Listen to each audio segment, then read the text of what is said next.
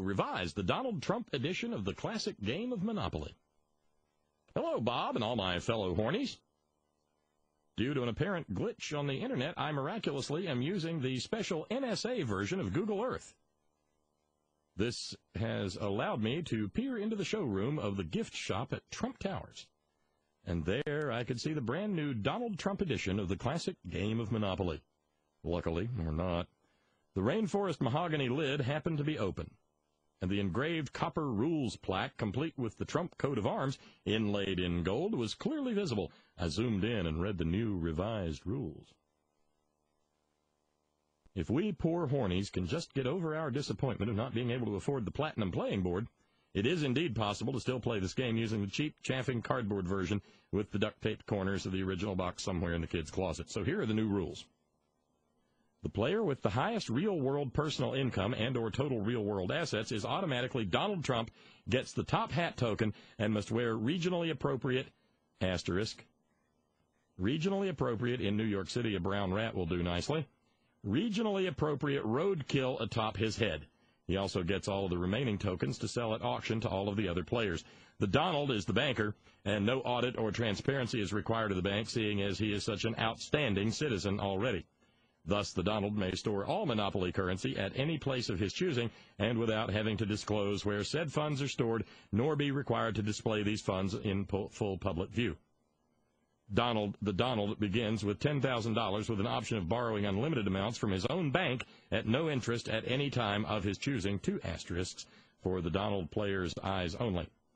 There's a secret drawer on the left side of the mahogany box containing Monopoly money in denominations of 5,000, 10,000, and 50,000. This is for emergency use only. Experience has shown the sudden appearance of these denominations raises troublesome questions amongst other players. However, slipping a $500 or, if necessary, $1,000 bill under the table to the complaining opponents is usually enough to weather the crisis.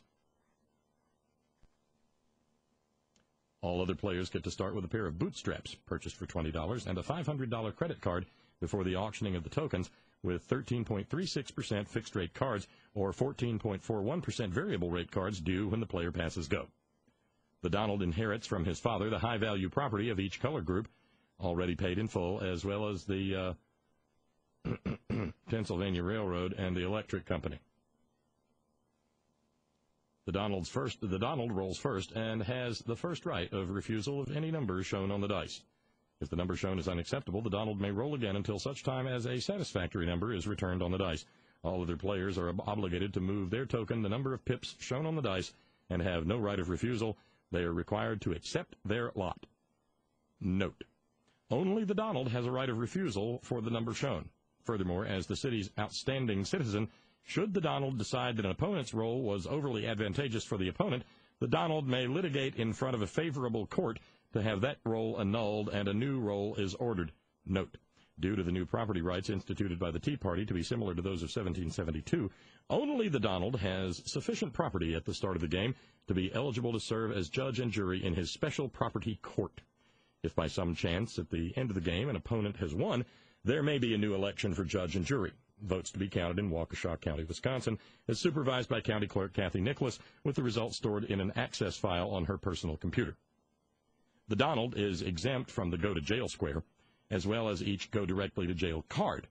Concerning the latter, should the Donald get a go-directly-to-jail card, the Donald may interpret that to mean that an opponent of his choice will serve time in his stead, and the Donald gets to collect the $200 even in the case of the opponent not needing to go past the go square.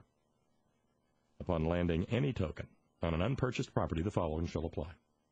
Non-Donald players. Should the non-Donald player wish to purchase the property, purchase shall take place as a subprime mortgage loan from the bank, plus an additional 20% realtor's fee payable to Mr. Trump's bank.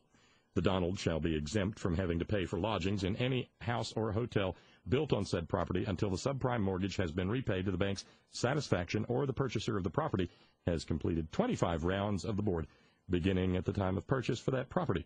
Note: the 25-round rule is only valid as long as the player is not in debt. The count commences anew for that property when said non-Donald player is solvent once again. 2.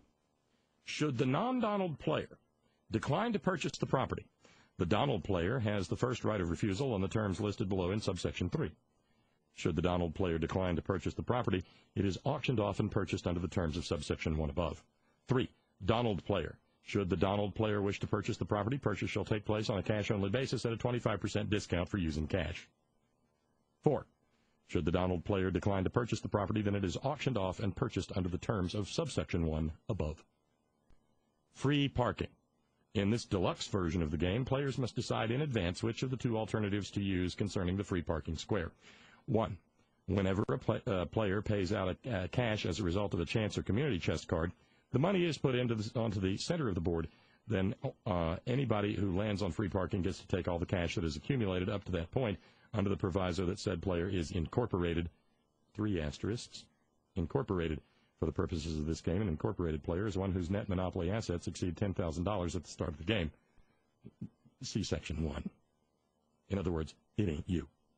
Is eligible for jury duty and does not have any liens imposed on his or her property. 2. A player landing on free parking does not receive any money, property, or any reward of any kind.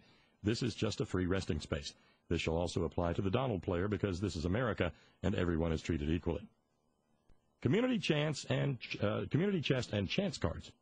These shall be played in accordance with the standard Monopoly rules, with the exception that the Donald player is not obligated to read his or her card aloud or disclose its contents and may simply deposit or withdraw funds on the honor system. This is known as corporate self-regulation. Any players caught colluding or conspiring against the interests of the player with the most cash and or monopoly assets will be declared an illegal trade union and be required to surrender their 401k or other pension funds, which in terms of this game means 33% of net monopoly assets per infraction. Bankruptcy and debtor's prison. Upon exhaustion of all funds, a player may be declared bankrupt by the bank and all monopoly assets seized. Because the bankrupt player still rightfully owes money to the bank, or theoretically some other player, the player declared bankrupt is placed in jail, which also serves as debtor's prison, although their token is now represented by a collection agency and continues in play. All income that token subsequently earns shall be paid to the bank until such time, if ever, all debts are repaid, with the collection agency collecting a 33% surcharge. The bank's player, i.e. the Donald, moves the token for the collection agency, 4 asterisks. If you are confused as to whether the collection agency, the bank, city government, and top hat are one and the same, then these new instructions have served their secondary purpose well. Any debts that token accrues while the player is sitting in debtor's prison must be paid off by the imprisoned player prior to release from prison. If at the end of the game the debtor has not yet paid off the winner in monopoly money and has no monopoly money left, the winner of the game is entitled to encumber real-world assets or sexual favors in the case of beauty queens. All other monopoly rules not revised, the above remain in force. In the case of dispute, the city's outstanding citizen is the final arbitrator of the meaning and intent of all rules of the game. Enjoy. You know what? I don't want to play that game.